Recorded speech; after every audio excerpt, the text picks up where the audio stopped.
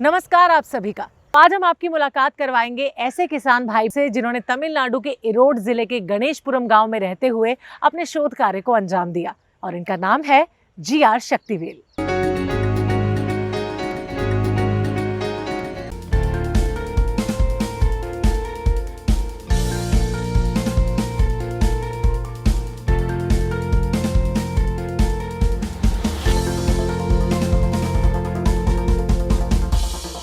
मद्रास कृषि विज्ञान केंद्र और ऑर्गेनिक फार्म्स के सदस्य जी.आर. शक्तिवेल ने एक ऐसा तरीका इजाद किया है जिससे हमारे किसान भाई बहन अपने घर में ही पल रहे पशुओं के मलमूत्र को इकट्ठा कर उसके फॉर्मेशन को बहुत ही प्रभावी तौर पर अपने खेतों में इस्तेमाल कर सकते हैं। तो आइए आपको मिलवाते हैं जी.आर. शक्तिवेल से और जानते हैं उनकी सोच और उनका शोध क्या है। नाइट्रोजन और फास्फोरस पौधों के विकास के लिए अत्यंत आवश्यक है। इस बात से हमारे सभी किसान भाई भली भांति परिचित हैं। हमारे किसान भाई ये भी जानते हैं कि गाय के गोबर में नाइट्रोजन पाया जाता है। फिर भी हमारे किसान भाई अपने घरों में ही पर्याप्त मात्रा में उपलब्ध इन संसाधन को इस्तेमाल न कर दूसरे महंगे समाधानों पर क्यों निर्भर रहते हैं? इरोड के किसान जी.आर. शक्तिवेल ने इस बारे में गंभीरता से सोचा। मेरा नाम जी.आर. शक्तिवेल है। मेरे पिता का नाम रामास्वामी गुंडर है। हमारा परिवार शुरू से पारंपरिक तरीके से ही खेती करता आया है। हमने पिताजी को अपने बचपन से खेती में रसायन का इस्तेमाल करते हुए देखा। हमारे पिताजी कपास की खेती करते थे और रसायन में यूरिया, पोटाश वगैरह का इस्तेमाल करते थे। तब हमारी कपास की फसल की उपज साल में 15 कुंटल तक ही होती थी। 10 साल इसी तरह रसायन के इस्तेमाल से खेती करते करते खेत की जमीन पर असर पड़ने लगा। जमीन सख्त होती गई और उससे पैदा होने वाली उपज में भी कमी आती गई। हमने उपज बढ़ाने की बहुत कोशिशें की, पर हमारी सभी कोशिशें आखिर में बेकारी साबित हुई। साल की उपज 15 कुंटल से घटकर 10 कुंटल हो गई, 10 से 5 हुई और फिर 5 से घटकर 4 कुंटल ही हो गई। दाना भी एकदम खराब होने लगा और उसे निकालना मुश्किल होता गया। अपने 15 साल की खेती के अनुभव से मैंने यही सीखा है कि रसायनों के लगातार बढ़ते इस्तेमाल से खेती खराब होती है, हमारी सारी मेहनत जाया जाती है और तो और उससे मिलने वाली उपज सेहत के लिए नुकसानदेह होती है। 1997 में मायराडा केवीके के ऑफिसर, जिनका नाम पचपन था, यहाँ हमारे इलाके में आए। उन्होंने यहाँ हम किसानों से बात की और हमें बुलाया कि आप सत्य मंगलम की ट्रेनिंग में आइए और जैविक खेती के तरीके देखिए और सीखिए। इसको देखकर हम 2 किसानों ने कदम बढ़ाया और जैविक खेती करने का फैसला किया। हमें पहले कुछ समय तक तो समझ में ही नहीं आया कि क्या करें। देखिए, एक रुकावट या परेशानी जो जैविक खेती को अपनाने में अक्सर देखी जाती है वो ये है कि किसानों का कहना है कि ये काफी कठिन है, क्योंकि पंचगाव्य, नवगाव्य और 10 गाव्य जैसे जैव विकास संवर्धक पदार्थों को तैयार करने में काफी मेहनत और मजदूरी की जरूरत होती है। साथ ही जैविक खेती इस्तेमाल होने वाले पदार्थों की शोधन प्रक्रिया बेहद महत्वपूर्ण अंग है, जिसके लिए काफी मजदूर चाहिए। अब ऐसे में शक्तिवेल हमारे पास आया और उसने कहा कि मैं इस कठिनाई को दूर करने के लिए एक मॉडल ढूंढ निकालने की दिशा में काम करूंगा। शक्तिवेल जी जान से अपने इस मुहिम में लग गया। शक्तिवेल को रातों रात अपनी इस मुहिम में सफलता हासिल नहीं हुई। उसने कई कोशिश की और रास्ते में मिलने वाली असफलता से हार नहीं मानी। आखिर में अपनी मेहनत और लगन के बल पर उसने अपनी मंजिल को पा ही लिया। कई वर्ष की सोच और शोध के बाद शक्तिवेल ने अपने खेतों में गोबर और गौमूत्र का उपयोग करने का निश्चय किया। उसने अपने घर में ही पल रही गायों के मल मूत्र के शोधन के बड़े ही प्रभावी मगर सरल तरीके की इजाद की और सफलतापूर्वक अपनी फसलों के लिए तरल खाद बनाने का नायाब तरीका ढूंढ निकाला। इसके लिए उसने 4 चैम्बर वाली इकाई की रूपरेखा तैयार की। आइए अब हम आपको एक एक करके पूरी प्रक्रिया की जानकारी देते हैं।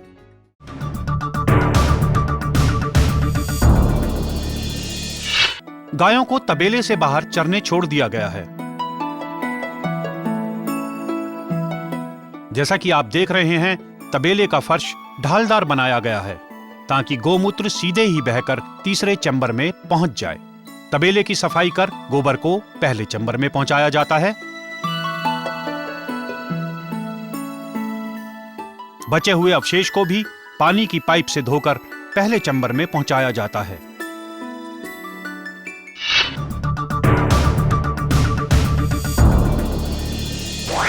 गोबर के पहले चैम्बर में पहुंचने के बाद इसमें पाइप के जरिए नीचे से पानी मिलाया जाता है और फिर इसे मथकर पतला रूप दिया जाता है। फिर यह पतला मिश्रण दूसरे चैम्बर में पहुंचता है। इस चैम्बर में इस मिश्रण को 8 से 10 घंटे तक रखा रहने दिया जाता है। इससे भारी कण नीचे बैठ जाते हैं और हल्का हिस्सा ऊपर को आ जाता है। इस हल्के मिश्रण को फिर अगले चैम्बर में भेजा जाता है।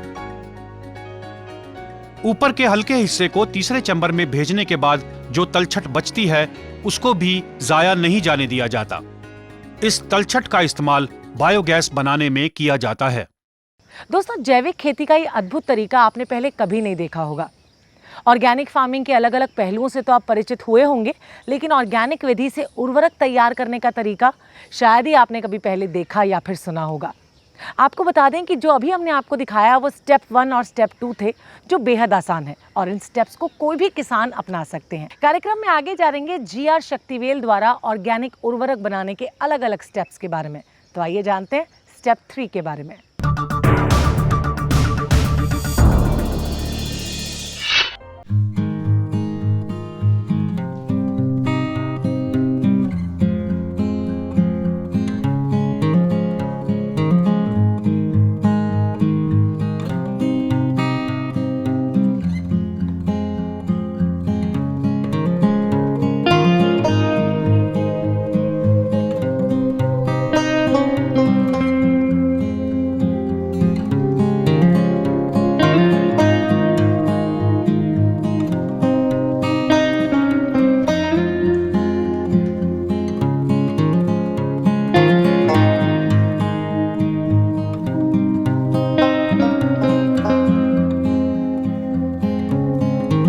का समय लगता है।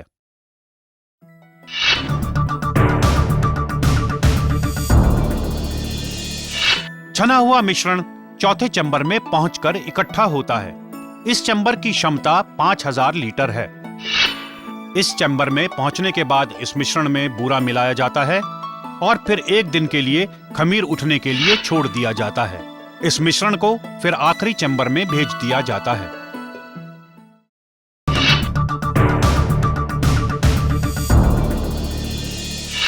इस आखिरी चैम्बर में मिश्रण को इकट्ठा करके रखा जाता है। जरूरत के अनुसार इस चैम्बर में से मिश्रण को ड्रिप इरिगेशन के जरिए खेतों में भेजा जाता है। 1 एकड़ के लिए तकरीबन 350 लीटर मिश्रण का इस्तेमाल किया जाता है। इस चैम्बर में लगाई गई वेंचुरी से यह मिश्रण निश्चित मात्रा में खेतों तक भेजा जाता है। जब इस मिश्रण को यहाँ जमा करके रखा जाता है तो इसकी ऊपरी सतह पर मच्छर और मक्खी अक्सर जमा हो जाते हैं। एक छन्नी की मदद से इस परत को मिश्रण से हटाया जाता है।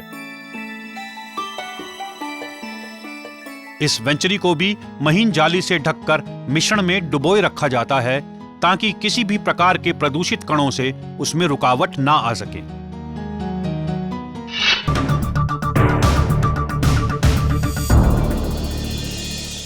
यह इस प्रक्रिया का अंतिम चरण है। जब सिंचाई के पानी के साथ मिश्रित हो हमारा घोल ड्रिप इरिगेशन के जरिए सीधे खेतों तक पहुंचता है। इस मिश्रण के लगातार उपयोग से कृषि भूमि की गुणवत्ता बेहतर होती है और भूमि में केंचुओं की संख्या में भी वृद्धि होती है। मिट्टी के रंग से ही इसका साफ पता चल रहा है। GR शक्तिवेल की खोजी गई इस तकनीक से खेती में लगने वाली मजदूरी में काफी फर्क पड़ा है। सिर्फ आधे घंटे में ही सारा काम हो जाता है। गोबर को फेंकना नहीं पड़ता, गोमूत्र भी जाया नहीं जाता, ना ही उर्वरकों और कीटनाशकों का प्रयोग करना पड़ता है। असली बात यह है कि खेती करने के लिए जमीन को पानी देना और मजदूरों का बंदोबस्त करना बड़ी ही समस्या है। किसी भी जगह को ले लीजिए, अंडमान हो, केरला हो, कर्नाटका हो या आंध्रा ही हो, हर जगह ही खेती के लिए मजदूर नहीं मिलते। ये तकनीक मजदूरों की समस्या को हल करने में बड़ी ही सहायक है। मजदूरी कम करने के लिए ये बहुत ही बढ़िया है। मैं गन्ने की खेती करता था। मेरी साल में प्रति एकड़ 55 टन की उपज थी। मैंने सबसे पहले 5 एकड़ में खेती करनी शुरू की। उसकी अगली फसल के समय मुझे खेती में दूसरा काम यानी निराई छटाई वगैरह की भी जरूरत नहीं होती थी। रसायन का इस्तेमाल करके खेती करने में 1 एकड़ पर लगभग 45 से 50 हजार रुपए तक का खर्चा आ जाता है, जबकि मैंने जो तरीका इस्तेमाल किया इसमें खर्च सिर्फ 17 हजार रुपए प्रति एकड़ ही आया। यानी 1 एकड़ में लगभग 27-28 हजार रुपए की मेरी बचत हुई। मेरे पास 13 एकड़ जमीन है। 13 एकड़ की आप मेरी बचत देखें तो हर साल मेरा 3 लाख रुपए से ऊपर का फायदा है। इतना ही नहीं, इस तरीके से मेहनत भी कम लगती है और मजदूरी भी बचती है। बस फसल को काटने के बाद बाकी वहीं फैला देते हैं और अगली फसल अपने आप ही आ जाती है। सिर्फ 20% काम के लिए लेबर की जरूरत पड़ती है। तबेले से लेकर इन चैम्बर को बनाने और ड्रिप इरिगेशन सिस्टम को लगाने तक की इस पूरी प्रक्रिया में लगभग 40,000 रुपए की लागत आती है। लेकिन 1 साल के अंतराल में ही इस लागत की भरपाई हो जाती है, क्योंकि इसको इस्तेमाल करने के बाद किसान भाइयों को रासायनिक उर्वरक खरीदने की जरूरत ही नहीं पड़ती। अभी तक इस मिश्रण के इस्तेमाल को लेकर कहीं कोई शिकायत सामने नहीं आई है। हाँ, कुछ जगह पर ड्रिप पाइप में रुकावट की समस्या जरूर देखने को मिली है, पर हर 3 महीने में EM यानी इफेक्टिव माइक्रो ऑर्गेनिज्म के घोल के इस्तेमाल से इसका समाधान आसानी से हो जाता है। आसपास के इलाके के बहुत से किसान अब इस तकनीक को अपनाकर भरपूर फायदा उठा रहे हैं। इस तकनीक की सफलता देखकर सत्यमंगलम की बनरी अम्मन चीनी फैक्ट्री ने इसे उपयुक्त वैकल्पिक खेती तकनीक के तौर पर मान्यता प्रदान की है। साथ ही कोयम्बतूर स्थित गन्ना प्रजनन संस्थान ने भी इस तकनीक की पहचान उर्वरक और मजदूरी कटौती के उपयुक्त मॉडल के रूप में की है। शक्तिवेल की इस तकनीक को कृषि विज्ञान केंद्र के 6ठे राष्ट्रीय सम्मेलन में भी प्रदर्शित किया गया, जिसमें 1000 से भी अधिक किसान प्रतिनिधि उपस्थित थे। इसी तकनीकी इजाद के लिए GR शक्तिवेल को साल 2013 के महिंद्रा कृषि समृद्धि पुरस्कार से भी सम्मानित किया गया है। GR शक्तिवेल का मानना है कि उसको मिले सम्मान से भी बढ़कर उसे इस बात का संतोष है कि उसने अपने किसान भाइयों की मुश्किल आसान करने में अपना योगदान दिया है। इस तकनीक को खेती में इस्तेमाल करने के बहुत ही फायदे हैं। इस तरीके से खेती करने से उपजी फसल में हानिकारक तत्व नहीं होते, यानी हमें अच्छी सेहत मिलती है। दूसरा फायदा है, इस तरीके से पानी की बचत होती है। तीसरा, इससे हमारी आबो हवा प्रदूषित नहीं होती।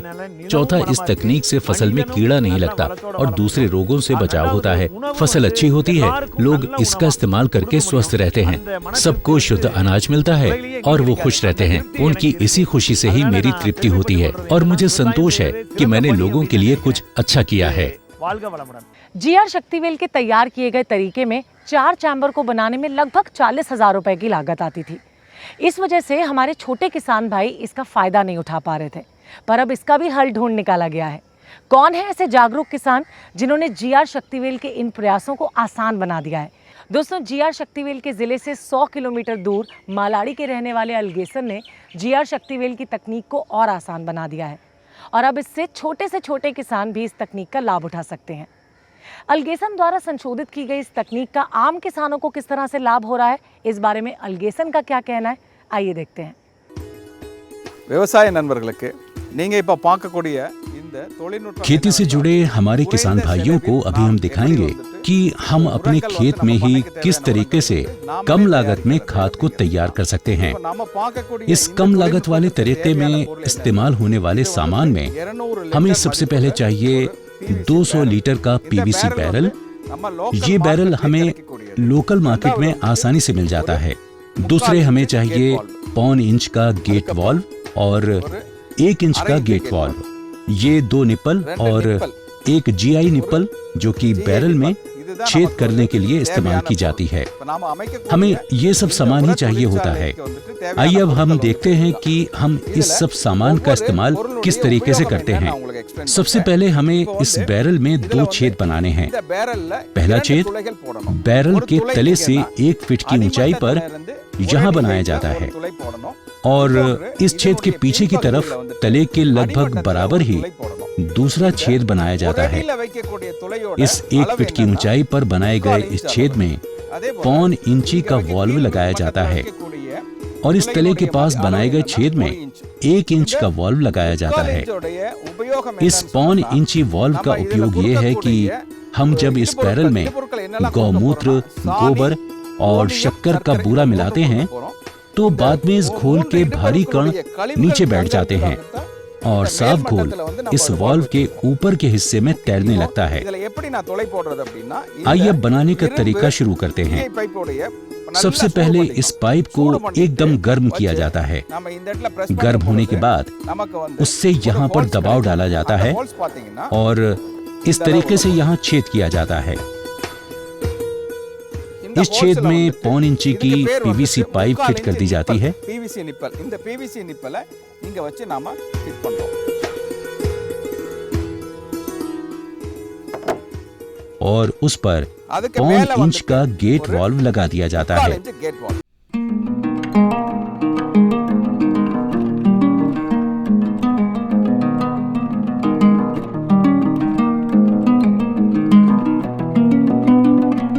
ये வந்து நாம தேர்வு செஞ்சுக்கணும்।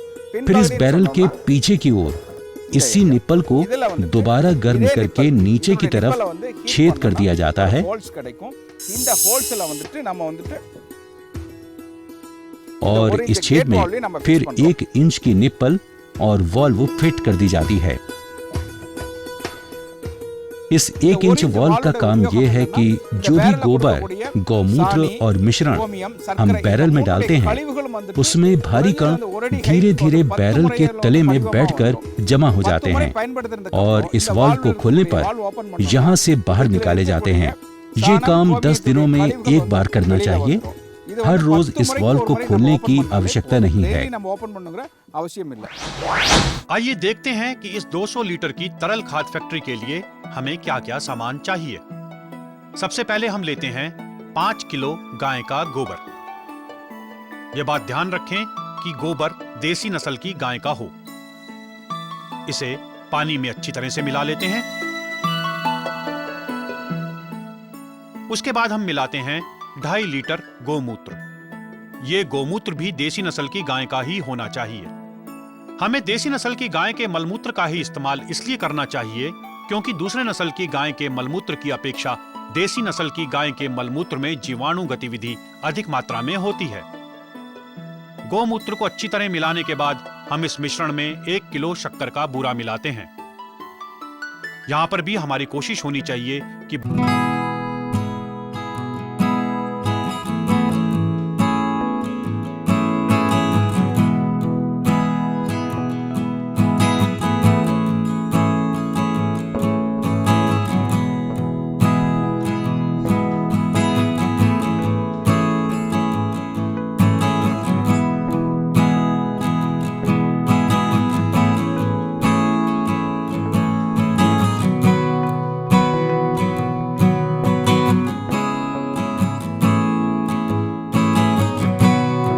घंटे तक छोड़ दें।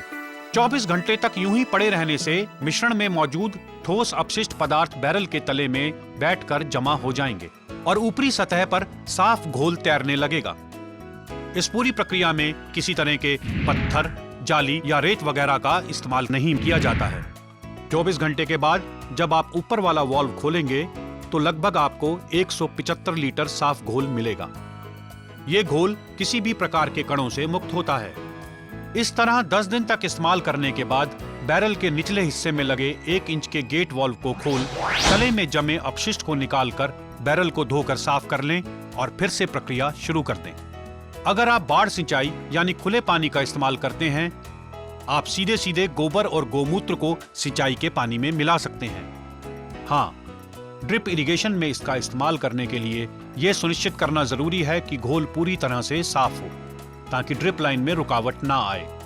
इसीलिए 24 घंटे तक तलछट के तल में बैठने का इंतजार करना बहुत जरूरी है। 1 एकड़ के लिए 200 लीटर घोल चाहिए। 200 लीटर में 1 एकड़। अगर सप्ताह में एक बार देंगे तो ठीक है, चाहे तो रोज भी दे सकते हैं। हर रोज देने में भी कोई नुकसान नहीं है। अपनी फैक्ट्री में बने घोल के बार बार इस्तेमाल से मिट्टी को सभी आवश्यक पोषण और पदार्थ मिल जाते हैं और ये सब केवल 800 रुपयों में ही हो जाता है। अब कहाँ 40,000 रुपए और कहाँ 800 रुपए। छोटे किसान जिनके पास आधा एकड़, 1 एकड़, 1.5 एकड़ या फिर 2 एकड़ है, ऐसे किसान आकर इसको देखते हैं और अपने खेतों में लगाते हैं। इसको देख देख के अब तक पूरे तमिलनाडु में 40-50 हजार किसान इसको लगा चुके हैं और इससे फायदा भी उठा रहे हैं। इस लघु खाद फैक्ट्री को बनाने की सोच के पीछे अलगेसन का प्रमुख उद्देश्य था कि छोटे से छोटा किसान भाई भी बिना लागत की परवाह किए इस लघु खाद फैक्ट्री को अपने खेत में लगा सके।